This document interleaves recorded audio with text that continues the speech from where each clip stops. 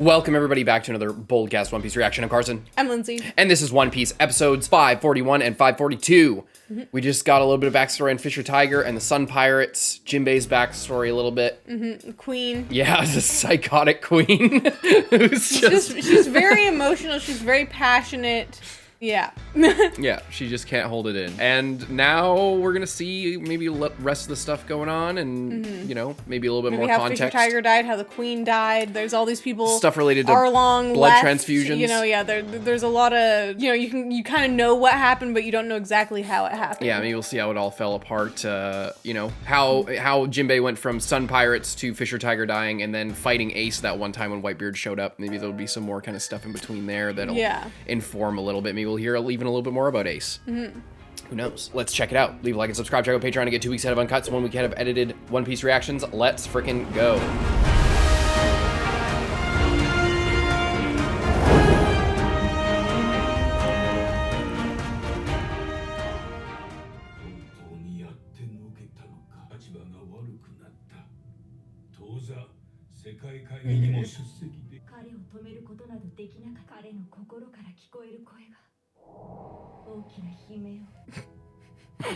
I don't know why I thought she would bite it.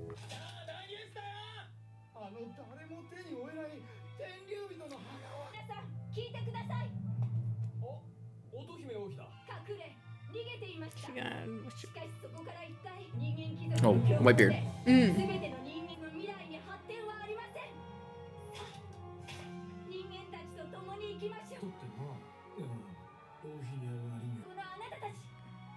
You gonna beat them up?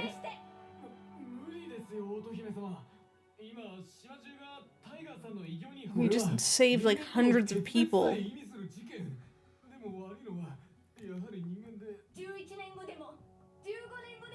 Those are weird numbers, but sure.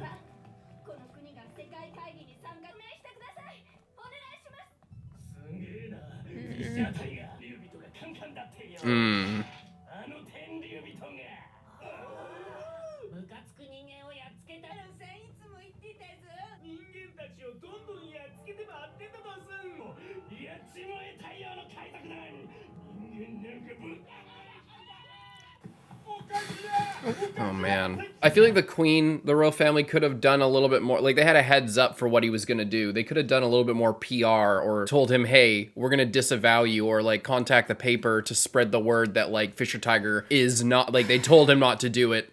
You know, because they're branding himself pirates. Yeah. Like, but I guess the thing is, it's not a criticism of the story by any means. It's just like, if only they did like take a preemptive stance. I guess they didn't want to warn them. But it's also like, if you took a preemptive stance, then that's just, it would make everyone, like, within your own people hate you.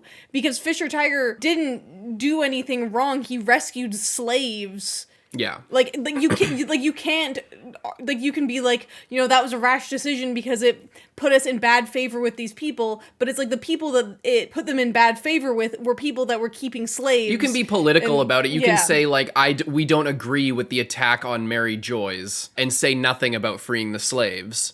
People will take it the wrong way, but the aim is to, or the goal is to, you know, if Fisher Tiger frees the slaves, that's a really good thing. I think everyone agrees, except for the Celestial Dragons. But also, you want long-term peace. You want long-term progress, and not to be under threat from them afterwards. So, like, I think the best thing, and if you were to just say that to the Celestial Dragons, they don't give a shit. The only thing you can really do is make it so that it would be inconvenient for the world government to, this is my thought process, make it inconvenient for the world government to, like, just attack, you know, outright, or start a war with Fishman Island because Fisher Tiger is, like, connected with them and all fish people are bad. Because what otohime is doing is, you know, it was naive before, but, like, hopeful. Now it's, like, straight up it's just naive, because, you know, everybody's because there wasn't that legwork beforehand to separate the Sun Pirates and Fishman Island from each other. It's maybe as naive for me to think that it could even happen at all with that, even with that. But I guess the point is, you can't do it now. Like, now that it's happened, and there was no, I mean, she's been trying to talk with them for a while, and the World Summit was coming up, and all this kind of stuff. It was already hard before. It's impossible now. Maybe that would have helped, I guess, is what I'm thinking, but maybe not. They obviously just hate fish people and don't see them as human.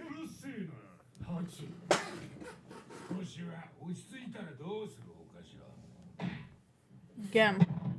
This is probably maybe where he gets hurt. If it's someone serious. Maybe not. This guy doesn't look too serious. I love their boat. Their boat is so cool. Reminds me of Baratier. Yeah.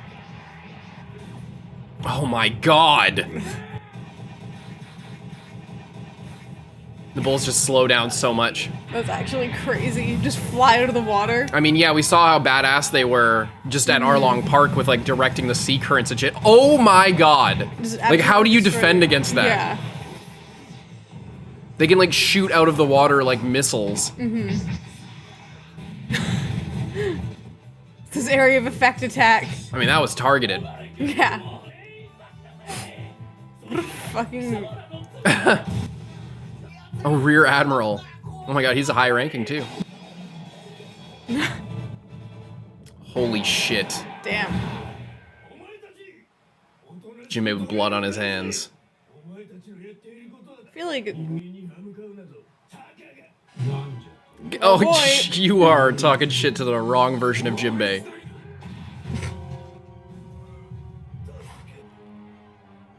Jinbei gave no fucks. Oh boy. Valid?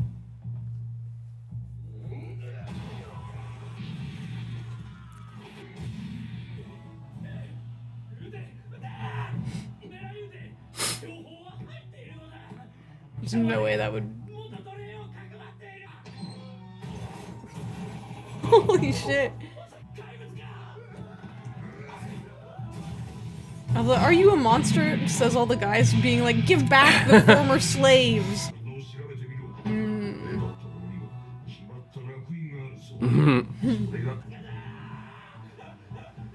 Drop him. Watch, this guy's gonna be the one that wounds him because he showed him mercy.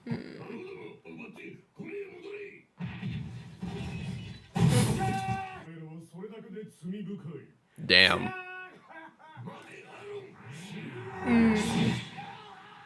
This is where some outlooks kind of start clashing a little bit. Fucking Borsellino.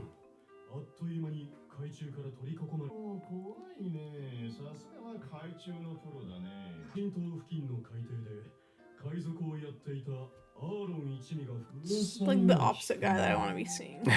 Ever. Their ship is so cool.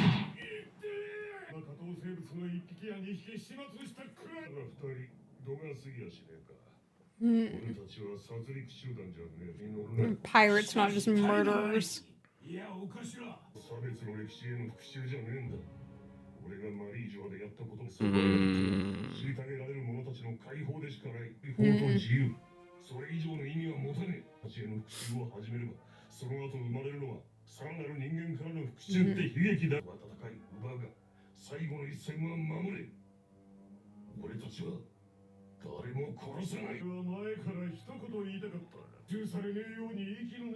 You're gonna kill every human?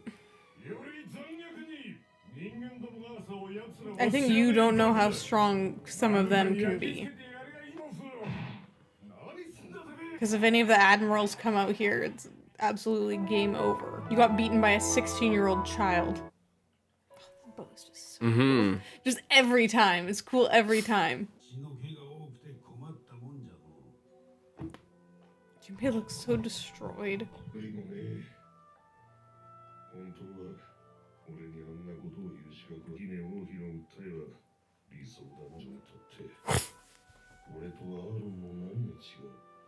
I wouldn't say that. Oh, because he feels the same way.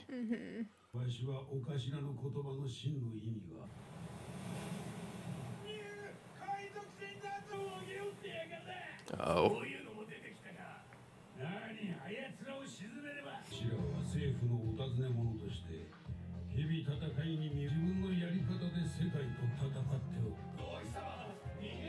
I mean, at least she's trying to get support rather than just being like, I'm in charge, we're moving. Yeah. Forcing them or just like not doing anything and just wanting peace. Pretty good. Jinbei looks so funny. Is Arlong gonna be mad that he doesn't have one?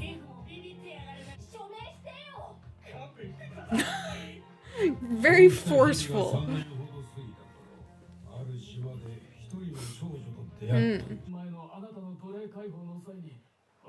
He looks so funny.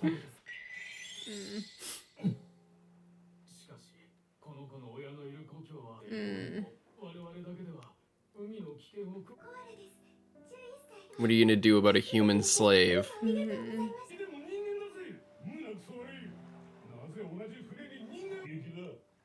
She looks so cute. Do not hit this child. Oh my god!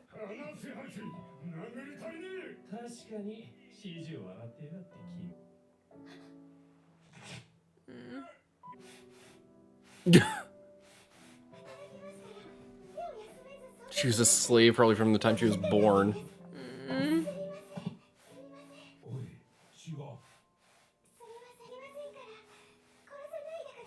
Oh my god. That shaky there, Arlong?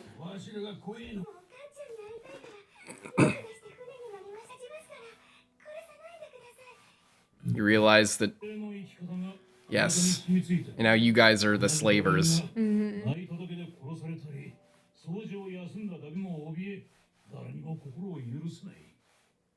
That's so creepy with the smile on her face.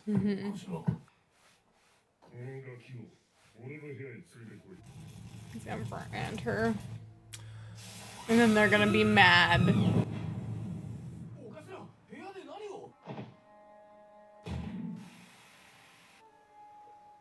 Oh, now you're all... No, Hachi was holding him back.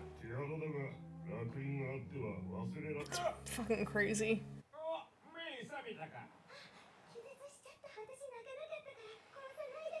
Jesus Christ.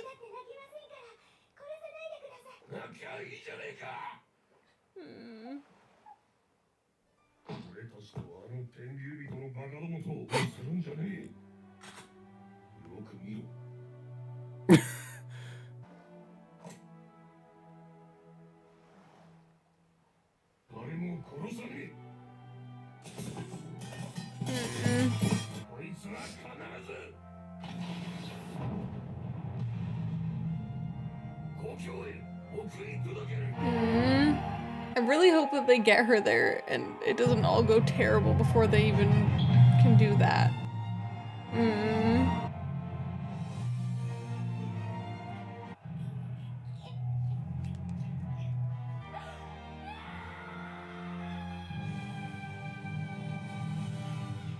Wow. That ending was crazy good. I feel like this was one of the best episodes, like, in a while. Yeah, 1000%. This was so good. I feel like so far I've been liking Fishman Island. Like, you know, it's obviously not nearly as hype as what was going on before, but it's been good, and like the scenery and everything is so beautiful, and all the colors and everything is just it's a lot of fun. And then the previous flashback episode, I was like, you know, this is like interesting, but it wasn't like blowing me away or anything, you know. But I feel like this one is where you like really get a sense of these characters, you know. I feel like, you know, seeing Arlong just like taking it way too far, seeing that Jinbei was also taking it way too far, seeing that Fisher Tiger had like the urge to do that, but because he's just so good, he can like stop himself and be like, we don't need to go full revenge mode. That won't actually help even though anything. it's like, you know, the urge to do something that is there, it doesn't mean that it's going to be productive in any, you know, for anyone in any way. And obviously not all humans are just evil, you know, by default. So it's good, and I like that you know, you can see that Jinbei is kind of picking up on that when he sees the kid, and he's like, you know, but Arlong's just like smacking the kid around. That was really powerful. Really, really good. And so like I feel bad to call the kid creepy for doing, but it's just disturbing. It's like you're seeing the reality of the situation, and yeah, they're all like, fishmen weren't the only people that are persecuted. That's the whole point. So like, what do they do? Like, it's all racism, but what do they do when they see that they're not the only that fishmen aren't the only victims? Then what? It completely challenges everything that they were thinking. It's a perfect way to do that, I guess.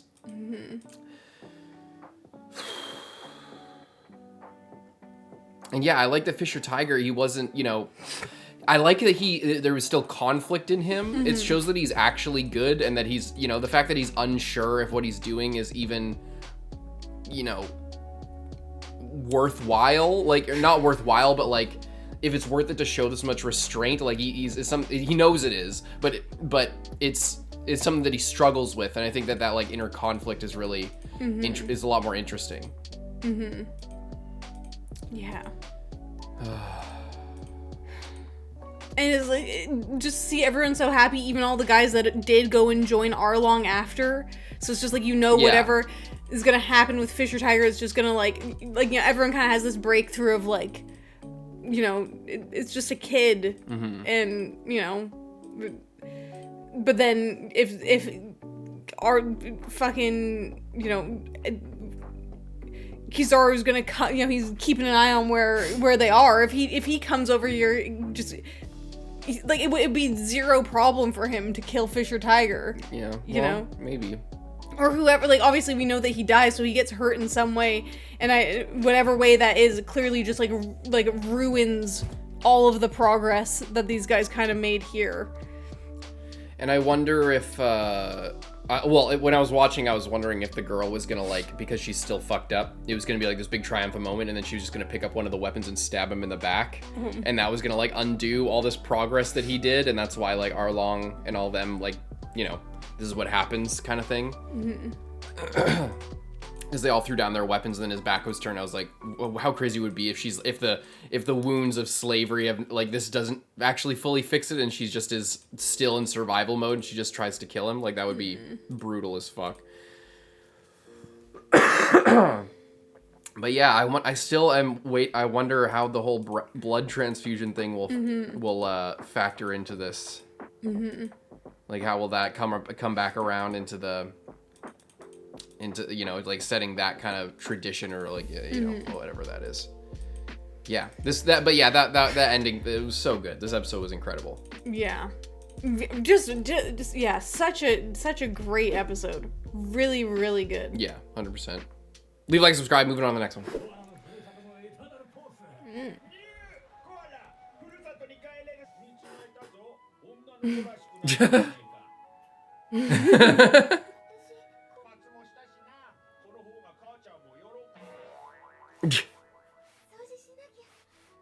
No. Aradine.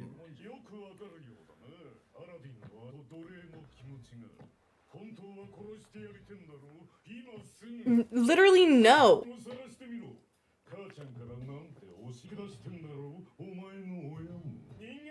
Can someone punch this guy in the face?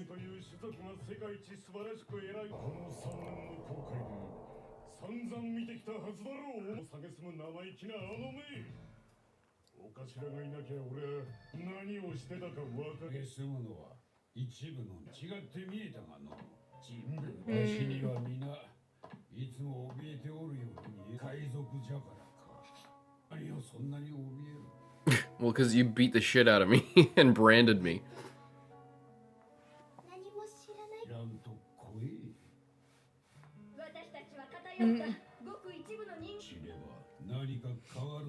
It's all coming together.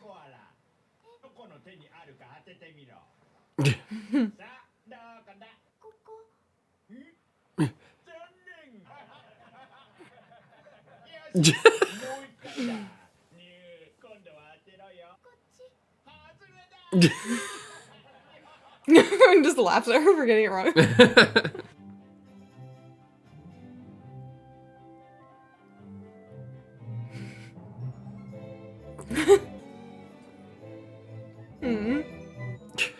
Hachi really likes this kid. And he keeps showing that scar in his eye. And then what? I don't see any people around. Can we take her to where there's people? Oh. Is he gonna get shot just by a person? I think so. They all just love her. Fucking Arlong. It's so nice. If only something bad wasn't about to happen. Yeah.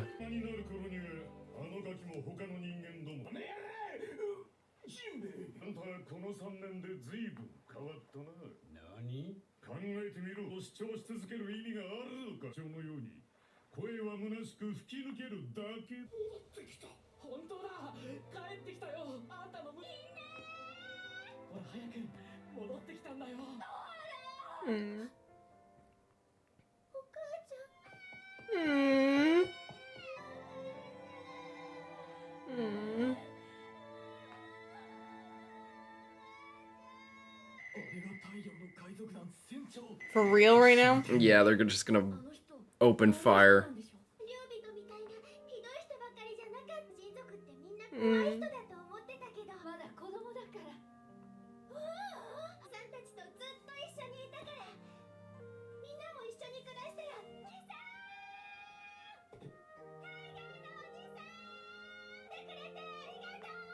I'm so scared right now. It's like very wholesome, but I can't.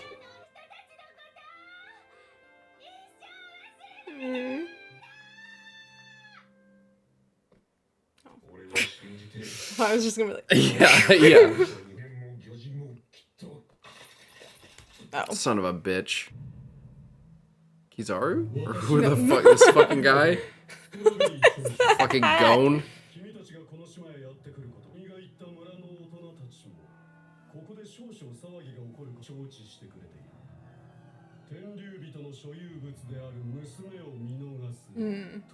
Why would you even report, like, you know?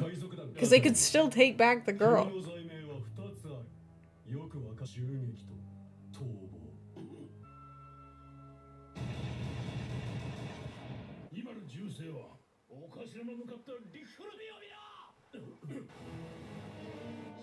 Bastards. Can you imagine if they just Buster Call this fucking island? Yeah. Okay, that's not really true, but...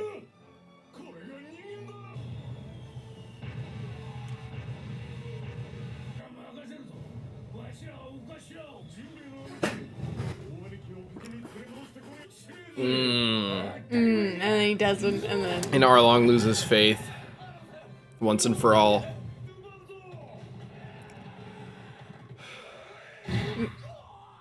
It's too bad if a couple other guys had been with him, probably would have been fine. Even if just Jinbei. Yeah.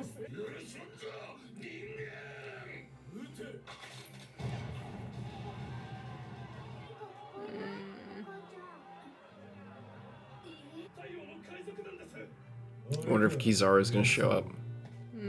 Or if he just sent this guy.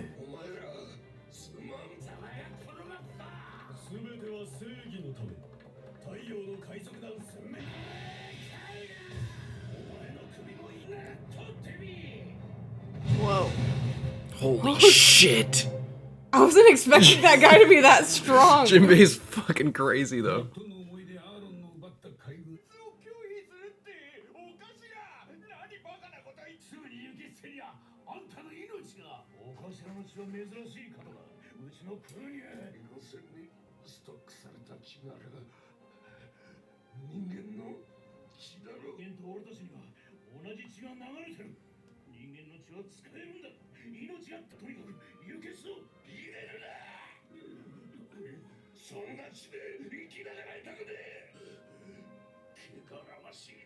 Wow. Okay, so that sounds like this was a you problem in the first place. Yeah, this sounds a lot different than what we heard. Wow.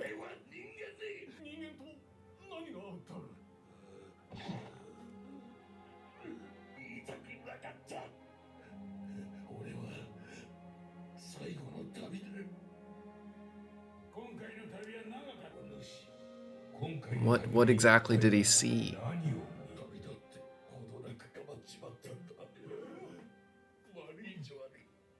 Oh.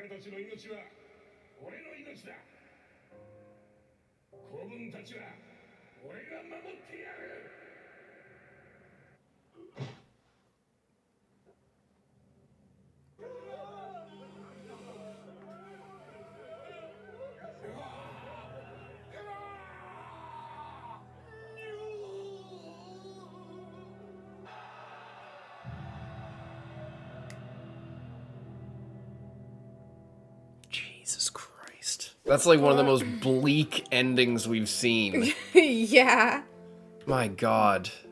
Again, what an incredible character. What a crazy, well-acted character. When he's, like, crying and, like, talking about how he is conflicted, you know, like... How he rationally, you know, knows that there's good humans, but especially since he's dying, he just can't. And the line of, like, the dead only leave behind their resentment. Like, that's such a... It's so up. Bleak. It's so bleak. Like...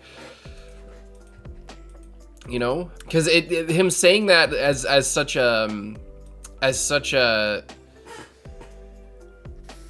sort of central figure, you know, like he's one of these guys in these backstories that's kind of like a Whitebeard or like a, you know, or even a Roger, maybe not on their level power wise, obviously, but yeah, you know, in terms of the influence they had on the people that followed them. He's, you know, for a leader, you know, we've heard people like Luke and like all these, everyone, there's this prevailing idea that like when you die, you don't actually die. It's only when you're forgotten that you die. But here he is dying and saying that the dead only leave behind their resentment and like, you know, not really having any real faith. Like he kind of does. He has hope that they'll be able to, you know, he asked them to not tell everyone that exactly what happened to him or whatever. But like, you know, he has regret and he has like, you know, like, and he hopes for a better future and he wants, but he can't like, the believe next generation, but I think he can believe in like hope for the future, but he can't change the way that he feels. But like that part of him just like won't accept it. So then it's like as much as he would want a better future and want to like help the next generation or like, you know, put faith in the next generation, he just there's a part of him that just has that resentment and that conflict, and so he can't even accept it fully. And you know, the fact that he can't be a part of that is you know, it's just tragic. It's just sad and like Yeah, and then it also makes a lot of sense that, you know, after this Arlong kind of doubles down and goes off on his own, whereas Arlong like was still like that the whole time, but maybe if Fisher Tiger had lived And he came back from delivering the kid. Yeah. You know, and it was fine. And things continued on in this way of him trying to make a change. Then, you know, maybe Arlong could have become more like him, where he has this resentment, but he, you know, is kind of able to overcome it. But yeah, I was not expecting this, because this is a very different situation than was kind of implied. Like, it was implied that, like, the humans just refused to give him blood, and then he died because the humans were like, no, we don't want to give it to you. Yeah, anyway, sorry, we got to cut it kind of short today because Lindsay's got some stuff going on, but yeah, like, what a satisfying, I mean, I hope maybe there will be a little bit more next episode to, like, cap it off, but what just a satisfying backstory, you know, like, as far as... And just, like, a conflicted character who was, like, a really good person, but just had a lot of shit going on. Like, he wasn't perfect, you know? It's not easy, you know? Yeah. And I like it because, like, Jinbei isn't, you know, it's backstory for mostly Jinbei and what happened here. So, like, and because Jinbei's not on the crew, he's not, like, in our, you know, there's not a thing of, you know, I don't know how to say this properly, like... Backstories, when there's like a tragic character in a backstory, the idea is the person that's our perspective in the backstory is meant to carry their will and like finish what they started in the present. I think that's kind of what's going on here with Jinbei and with all this kind of stuff here. But because it's not like Chopper having like an untied string and we get the context for it, and now in the present we are gonna see things come to fruition, or he's gonna like right the wrong or like whatever it is. Because it's Jinbei, it's like, it's a little bit more detached, and it can be a little bit more self-contained in a way. There's Arlong there as well, who we also knew previously, so it's like both of their, it's kind of like a, like, yeah, like almost like a Buggy and Shanks thing, where it's like, there's like one guy that's kind of, you know, one guy that's kind of the other way, and they're both, I don't know. But like, my point is, they can, like, the story doesn't need to be like resolved. Like that's my point, is that because it's a little bit more detached than like Robin's backstory or whatever, it doesn't need to be tied directly to the character arc of like someone that's currently going on. So it doesn't need to have this like bow on it at the end. It's like the bow on it at the end can be tragic and just like go nowhere and just like be sad and just be a sad thing and not have to like, oh, but in the end, you know, hopefully one day you'll carry the will. It's like, he can have his thing where he just, you know, he gives up on life, and he kind of like, he can't accept things the way they are. He can't accept the blood of people. He feels betrayed, and, you know, it's just sad. And there's no like, you know, it's something for people like Hachi, people like Jinbei and the rest of them to take on into the future. But like, because they're not like main characters, that, you know, it's you know what I'm saying? Like, it doesn't have to like, the story can be whatever it has to be, and it doesn't have to be so, you know, like a tied off with a bow kind of thing. I don't know if that makes sense, but it just really worked for me. I just really love this backstory. It's really good. Leave a like and subscribe. We'll see you next time. I'm Carson. I'm Lindsay. Bye-bye.